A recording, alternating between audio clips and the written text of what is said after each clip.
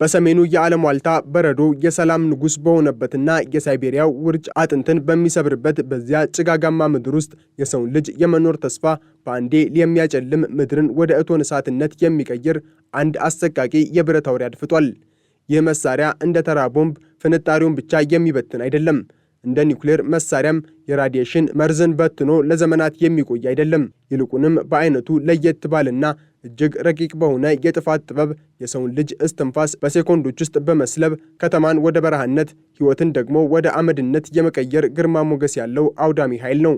ይህ በሩሲያ ወታደራዊ ላቦራቶሪዎች ውስጥ እንደ ገዳይ ዘንዶ ተኮትኩቶ ያደገው መሳሪያ ቴርሞባሪክ ወይም በአጭሩ የሰይጣን እስትንፋስ ተብሎ የሚጠራው ቫኪዩም ቦምብ ነው።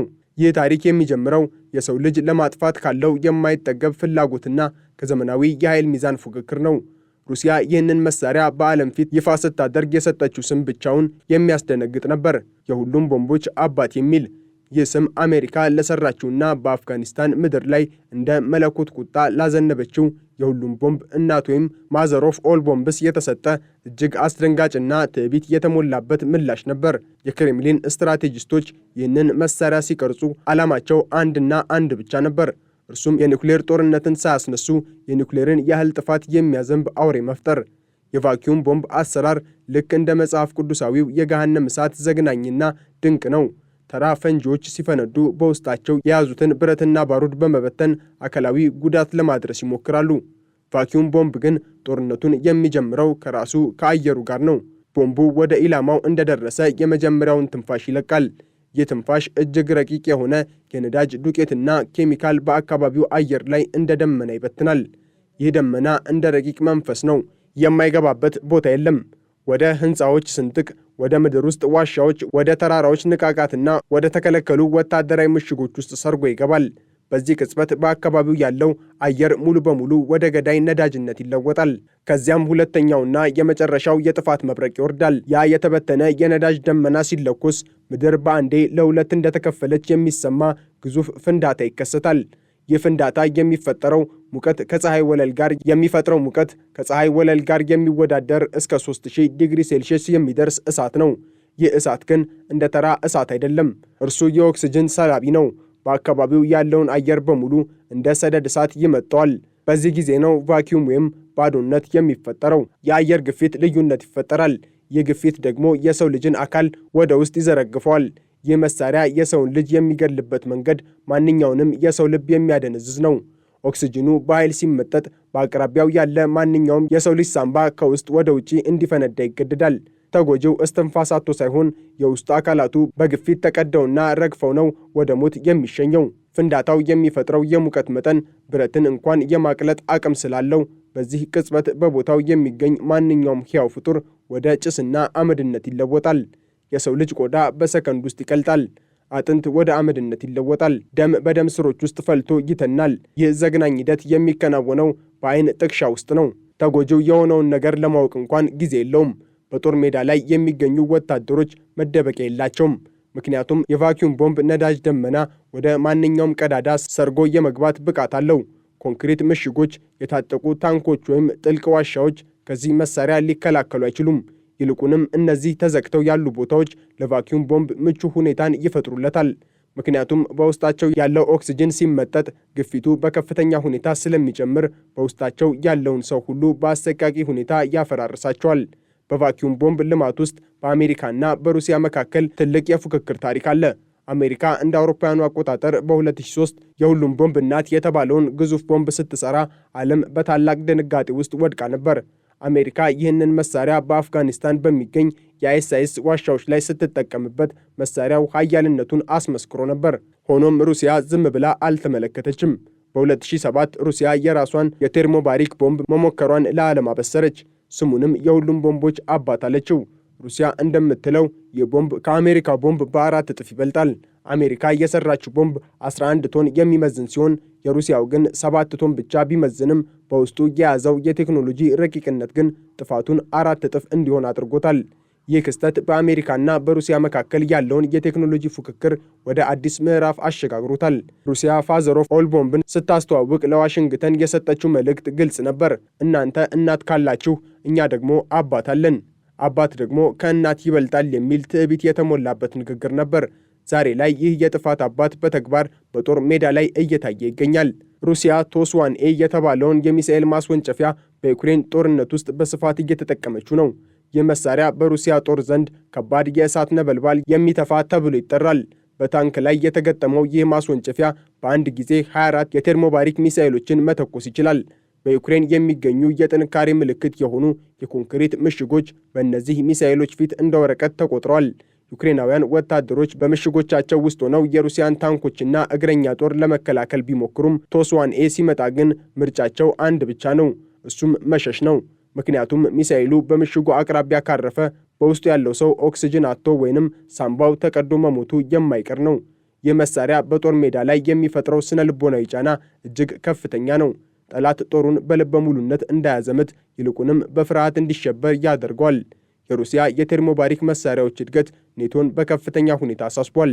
ኔቶ የሩሲያ ኃይል ወደ ምስራቅ አውሮፓ እንዳይስፋፋ በተለያዩ መንገዶች ቢጥርም እንደ ቫኪዩም ቦምብ ያሉ መሳሪያዎች ግን የኔቶን የመከላከል ስትራቴጂ ጥያቄ ውስጥ ከተውታል። የኔቶ ጀነራሎች በካርታዎቻቸው ላይ የሩሲያን የቴርሞባሪክ ማስወንጨፊያዎች አድራሻ በቀይ ቀለም ሲያሰምሩ ጭንቀታቸው የሚመነጨው ከጦርነቱ መፋፋም ብቻ ሳይሆን የመሳሪያ ወደ ኒውክሌር ጦርነት ሊያሸጋግር የሚችል ድልድይ በመሆኑ ነው። አሜሪካና አጋሮቿ ሩሲያ ይህንን መሳሪያ በዩክሬን መጠቀሟን እንደ ጦር ወንጀል ሊቆጠር ይችላል እያሉ ይከሳሉ። ምክንያቱም መሳሪያው ወታደርና ሲቪል ሳይለይ በጅምላ ስለሚያጠፋ ነው። ሆኖም ሩሲያ ይህንን ውንጀላ ወደ ጎን በመተው መሳሪያውን እንደ ስልታዊ አስፈላጊነት ትመለከቷለች። በሞስኮ እይታ ኔቶ የሩሲያን ደህንነት አደጋ ላይ እስከጣለ ድረስ የትኛውንም አይነት አውዳሚ መሳሪያ ከመጠቀም ወደ ኋላ አትልም። ይህ ደግሞ በዓለም ሀያላን መካከል ያለውን ውጥረት ወደማይመለስበት ደረጃ ሊያደርሰው ይችላል። የቴርሞባሪክ ቦምቦች ዛሬ ላይ የሩሲያ የዲፕሎማሲ ካርድ ሆነዋል። ፑቲን ከምዕራባውያን ጋር በሚያደርጉት ማንኛውም ድርድር እነዚህ መሳሪያዎች እንደ ጀርባ አጥንት ይጠቀሙባቸዋል። እኛን ለማጥቃት ብትሞክሩ ምድራችሁን ወደ አመድነት የመቀየር አቅም አለን የሚል ግልጽ ያልሆነ ማስጠንቀቂያ ሁልጊዜም አለ። ይህ መሳሪያ የድሃዎች የኒውክሌር ቦምብ እየተባለ ይነገርለታል። ምክንያቱም የኒውክሌር ቦምብን ለመስራት የሚያስፈልገው ከፍተኛ የዩራኒየም ማበልጸጊያ ቴክኖሎጂ ሳይኖር እጅግ አውዳሚ የሆነ ኃይል መፍጠር ስለሚያስችል ነው። ይህም እንደ ሰሜን ኮሪያ፣ ኢራንና ሌሎችም ሀገራት እነዚህን መሳሪያዎች ለማልማት እንዲነሳሱ አድርጓቸዋል። ዓለም አሁን ባለችበት የፖለቲካ ትኩሳት የቴርሞባሪክ መሳሪያዎች መበራከት ሌላ ትልቅ ስጋት እየፈጠረ ነው። አሸባሪ ቡድኖች ወይም ትናንሽ አገራት ይህንን ቴክኖሎጂ ቢታጠቁ ሊያደርሱ የሚችሉት ጥፋት እጅግ የከፋ ይሆናል። የቫኪዩም ቦምብ አሰቃቂ ኃይል ለመጀመሪያ ጊዜ በሰፊው የታየው በሶቪየት አፍጋኒስታን ጦርነት ወቅት ነበር። የአፍጋኒስታን የሙጃሂዲን ተዋጊዎች በተፈጥሮ በተሰሩ ጥልቅ ተራራማ ዋሻዎችና በሰው ሰራሽ ምሽጎች ውስጥ ተደብቀው የሶቪየትን ጦር ክፉኛ ያሰቃዩ ነበር። ተራ ሚሳኤሎች ዋሻዎቹን የማፍረስ አቅም አልነበራቸውም። ምክንያቱም ዋሻዎቹ እጅግ ጥልቅና የተጠማዘዙ በመሆናቸው ፍንጥርጣሪዎቹ ውስጥ ዘልቀው አይገቡም ነበር። በዚህ ጊዜ ሶቪየት ኅብረት የመጀመሪያዎቹን የቴርሞባሪክ ቦምቦች መዘዘች። እነዚህ ቦምቦች ወደ ዋሻዎቹ መግቢያ ላይ ሲወድቁ የሚረጩት የነዳጅ ደመና ወደ ዋሻው ጥልቀት ሰርጎ ገባ። ከዚያም የተከሰተው ፍንዳታ በዋሻው ውስጥ ያለውን ኦክስጅን በሙሉ በአንዴ መጥቶ ጨረሰው። በውስጡ የነበሩ ተዋጊዎችም በጥይት አልሞቱም። ይልቁንም በከፍተኛ ግፊት ሳምባዎቻቸው ፈንድተውና በሙቀቱ ተቃጥለው አመድ ሆኑ። ይህ ጥቃት በታሪክ የዝምታ እልቂት ተብሎ የሚታወቀው የመጀመሪያው መጠነ ሰፊ የቫኪዩም ቦምብ አጠቃቀም ነበር። ሩሲያ የቴርሞባሪክ መሳሪያዎችን እጅግ በጨካኝ መንገድ የተጠቀመችበት ትልቁ አጋጣሚ የሁለተኛው የቼቼንያ ጦርነት ነው። በተለይም የቼቼንያ ዋና ከተማ የሆነችው ግሮዝኒን ለመቆጣጠር በተደረገው ውጊያ ሩሲያ ቶስ-1 ቡራቶኒ የተባለውን የቫኪዩም ሚሳኤል ማስወንጨፊያ በስፋት ተጠቀመች። በከተማ ውስጥ የነበሩ የቼቼንያ አማጽያን በህንፃዎች ምድር ቤትና በጠንካራ ምሽጎች ውስጥ ተደብቀው ነበር። የሩሲያ ጦር ከተማዋን ወደ ፍርስራሽነት ከመቀየር ይልቅ በውስጧ ያለውን ሕያው ነገር ሁሉ ለማጥፋት የቫኪዩም ቦምብ ናዳ ዘነበች። በወቅቱ የታዩ ምስሎች እጅግ ዘግናኝ ነበሩ። ግዙፍ የሆኑ የህንፃ ብሎኮች ሳይፈርሱ በውስጣቸው የነበሩ ሰዎች ግን ወደ ጭስነት ተለውጠው ተገኙ። ግሮዝኒ በዚያ ወቅት በምድር ላይ እጅግ የተደመሰሰች ከተማ የሚል ስያሜ የተሰጣት በዚህ የቫኪዩም ቦምቦች አማካኝነት ነበር። ይህ ጥቃት ሩሲያ ቴርሞባሪክን እንደ ስነ ልቦናዊ መሳሪያ የተጠቀመችበትና መላውን ዓለም ያስደነገጠችበት ክስተት ነበር። ምንም እንኳን የቫኪዩም ቦምብ የሩሲያ የጥፋት ፊርማ ቢመስልም አሜሪካም በታሪክ የማይረሳ ጥቃት ፈጽማለች። እንደ አውሮፓውያኑ አቆጣጠር ሚያዝያ 2017 አሜሪካ ጂቢዮ 43 ወይም የሁሉም ቦምቦች እናት የተባለውን ግዙፍ የቴርሞባሪክ ቦምብ በአፍጋኒስታን ናንጋርሃር ግዛት ውስጥ በሚገኝ የአይኤስአይኤስ ዋሻ ስርዓት ላይ ጣለች። ይህ ቦምብ ሲፈነዳ የፈጠረው ድምፅና ንዝረት ከ80 ኪሎ ሜትር በላይ ርቀት ላይ ተሰምቶ ነበር። ፍንዳታው የፈጠረው ግፊት ከ300 ሜትር በላይ ራዲየስ ውስጥ ያለን ማንኛውንም ነገር አድቅቆታል። ይህ ጥቃት አሜሪካ ለሩሲያ የሰጠችው የቴክኖሎጂ አቅም ማሳያ ነበር። ቦምቡ በአንዴ ከ90 በላይ የሽብር ቡድኑ አባላትን የገደለ ሲሆን ዋሻዎቹን በሙሉ ወደ ትቢያነት ቀይሯቸዋል። ይህ ክስተት በዓለም አቀፍ ደረጃ የቴርሞባሪክ መሳሪያዎች ውድድርን ይበልጥ ያፋፋመ ነበር። ሩሲያ በሶሪያ ጦርነት ውስጥ ጣልቃ ከገባች በኋላ የቴርሞባሪክ መሳሪያዎቿን እንደገና ለዓለም አሳየች። የሶሪያ መንግስት አማጽያኑን ለማሸነፍ ሲቸገር ሩሲያ ታውስ 1ኤ ማስወንጨፊያዎችን በማሰማራት ውጊያውን በአጭር ጊዜ ለመቋጨት ሞከረች። በተለይም በአሌፖና በኢድሊብ ግዛቶች ውስጥ በአማጽያን ቁጥጥር ስር የነበሩ ሰፈሮች በቫኪዩም ቦምቦች ጋይተዋል። እነዚህ ቦምቦች በከተማዎች ውስጥ ባሉ ጠባብ መንገዶችና ፎቆች ውስጥ ተደብቀው የነበሩ ተዋጊዎችን ለማጥፋት እጅግ ውጤታማ ሆነው ተገኝተዋል። ሆኖም ግን ጥቃቱ ሲቪሎችንም አላዳንም። በሺዎች የሚቆጠሩ ሰላማዊ ሰዎች በእነዚህ ቦምቦች ምክንያት በአሰቃቂ ሁኔታ ሕይወታቸውን አጥተዋል።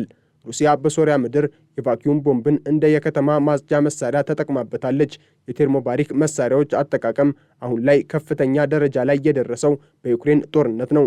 ሩሲያ ጦርነቱን በጀመረች በመጀመሪያዎቹ ቀናት በዩክሬን ሰሜናዊ ክፍል በምትገኘው ኦክቲርካ ላይ የቫኪዩም ቦምብ መጠቀሟን የዩክሬን ባለስልጣናትና የምዕራባውያን የስለላ ድርጅቶች አረጋግጠዋል። በተለይም በማሪውፖል ከተማ ውስጥ በሚገኘው የአዞቭስታታል ብረት ፋብሪካ ምሽግ ውስጥ ተደብቀው የነበሩ የዩክሬን ወታደሮችን ለማውጣት ሩሲያ ከፍተኛ መጠን ያላቸውን ቴርሞባሪክ ሚሳይሎች ተጠቅማለች። ፋብሪካው በታችኛው ክፍል ጥልቅና ጠንካራ ምሽጎች የነበሩት ቢሆንም የቫኪዩም ቦምብ ግፊት ግን ወደ ውስጥ ሰርጎ በመግባት የመከላከያ አቅሙን አዳክሞታል።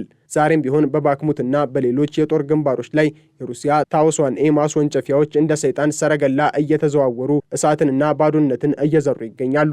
ይህ በዩክሬን የሚካሄደው ጥቃት በሰው ልጅ ታሪክ የቴርሞባሪክ መሳሪያዎች በብዛትና በቀጣይነት ጥቅም ላይ የዋሉበት ትልቁ አውድማ ሆኖ ተመዝግቧል። እነዚህ ቀደም ሲል የተፈጸሙ ጥቃቶች የሚያስተምሩን አንድ ትልቅ እውነት አለ።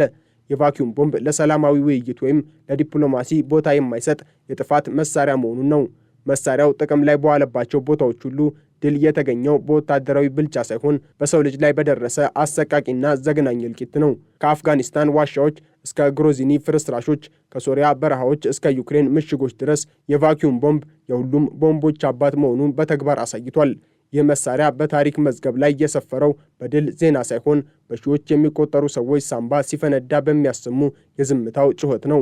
ወደፊትም ይህ መሳሪያ በታጠቀው ሰላም ውስጥ እንደ ገዳይ አውሬ አድፍጦ መቆየቱ ለዓለም ሰላም ትልቅ ስጋት ሆኖ ይቀጥላል። የቴርሞባሪክ ቦምቦች አጠቃቀም በዓለም አቀፍ ሕግ በግልጽ የታገደ አይደለም። ሆኖም ግን በአጠቃቀሙ ላይ ጥብቅ ገደቦች አሉ። በጄኔቫው ስምምነት መሰረት በሲቪል ሕዝብ ላይ አላስፈላጊ ስቃይ የሚያስከትሉ መሳሪያዎችን መጠቀም የተከለከለ ነው። የቫኪዩም ቦምብ ደግሞ ሰውን የሚገድልበት መንገድ ሳምባን በማፈንዳትና በከፍተኛ ሙቀት ወደ አመድነት በመቀየር ከፍተኛ የጭካኔ ጥበብ ነው። የሰብአዊ መብት ተሟጋቾች ይህ መሳሪያ እንደ ኬሚካላዊ መሳሪያዎች ሁሉ በዓለም አቀፍ ደረጃ ሊታገድ ይገባል ብለው ቢጮሁም የሀያላን አገራት ፍላጎት ግን ከዚያ የላቀ ነው። መሳሪያው ውጤታማ እስከሆነ ድረስ በጦርነት ውስጥ ስነ ምግባር የሚባል ነገር ቦታ የለውም። አሜሪካም ሆነች ሩሲያ ይህንን መሳሪያ ከጦር መጋዘናቸው ለማውጣት ፈቃደኛ አይደሉም። ምክንያቱም መሳሪያው በከተማ ውጊያና በዋሻዎች ውስጥ የተደበቀን ጠላት ለማጥፋት ወደር የሌለው በመሆኑ ነው። የወደፊት ጦርነት በአካል መዋጋት የሚቀንስበት ይልቁንም በአንድ ሚሳኤል ከተማን ወደ በረሃነት የሚቀይሩ የርቀት ውጊያዎች የበላይነት የሚይዙባቸው ይሆናሉ። ኔቶና አሜሪካ ይህንን የሩሲያን የበላይነት ለመመከት አዳዲስ የሚሳኤል መከላከያ ስርዓቶችን እየገነቡ ቢሆንም የቴርሞባሪክ ሚሳኤሎች ግን አቅጣጫ የመቀየርና የመደበቅ ብቃታቸው እጅግ ከፍተኛ በመሆኑ መከላከያዎቹን ዋጋ ቢስ ያደርጓቸዋል። ሩሲያ ይህንን ክፍተት ተጠቅማ ስትራቴጂካዊ የበላይነት ለማግኘት ትጥራለች። በእጃቸው ያለው ይህ የጥፋት አባት ከተማን ብቻ ሳይሆን የዓለምን የኃይል ሚዛን ጭምር የመቀየር አቅም አለው። ቴክኖሎጂው እያደገ በሄደ ቁጥር የቫኪዩም ቦምቦች አቅምም እየጨመረ ይሄዳል። ምናልባትም የወደፊት የኒውክሌር ያህል አጥፊ የሆኑ ነገር ግን የራዲዬሽን ጉዳት የሌላቸው መሳሪያዎች ሰላማዊውን ሕዝብ ስጋት ላይ ሊጥሉ ይችላሉ። የሩሲያ የቴርሞባሪክ ቦምብ ዝም ብሎ የብረትና የባሩድ ክምችት አይደለም። እርሱ የሰው ልጅ የጨለማ ጎን መገለጫ፣ የጥፋት ጥበብ ቁንጮና የዘመናዊ ጂኦፖለቲካ አስፈሪ ፊርማ ነው። በአሁኑ ሰዓት በዩክሬንና በምስራቅ አውሮፓ ሰማይ ስር አድፍጦ ትዕዛዝ የሚጠብቀው ይህ የብረት አውሬ አንድ ቀን በሙሉ ኃይል ከተነሳ የሚፈጥረው ታሪክ የሰው ልጅ ሊረሳው የማይችለው ትልቅ ጠባሳ ሆኖ ይቀራል። መሳሪያው ስሙ አባት ነው፣ ግብሩ ግን እሳት ነው። ይህ እሳት ደግሞ አሸናፊ የለውም። ያው አመድና የሞተ ተስፋ ብቻ ነው። የሰው ልጅ ራሱን ከፈጠረው እሳት ሊያድን የሚችለው የጦር መሳሪያውን ሳይሆን ልቡንና አመለካከቱን ሲቀይር ብቻ ነው። እስከዚያው ግን ይህ የሞት እስትንፋስ በዓለም ዙሪያ ሰላምን ነስቶ እንደ ገዳይ አውሬ አድፍጦ ይኖራል። ዓለም ትንፋሿን ውጣ የዚህን መሳሪያ ዕጣ ፋንታ እየተጠባበቀች ትገኛለች። የሰው ልጅ በሳይንስና በቴክኖሎጂ የደረሰበት ጥራት ሰውን ለመፈወስ ሳይሆን ሰውን በአሰቃቂ ሁኔታ ለመግደል በዋለበት በዚህ ዘመን ቴርሞባሪክ ቦምቦች የሰው ልጅ የስህተት ምልክት ሆነው በታሪክ መዝገብ ላይ ተጽፈዋል። ወደፊት ምን ይከሰታል? ሰላም ወይስ የቫኪዩም ቦምብ ፍንዳታ? መልሱ ያለው በሰው ልጅ እጅ ላይ ነው። ግን አንድ ነገር እርግጠኛ ነው። ጦርነት በአሸናፊነት ቢጠናቀቅም በእንደዚህ ያሉ መሳሪያዎች የሚመጣ ድል ግን ትርጉሙ ባዶነት ነው።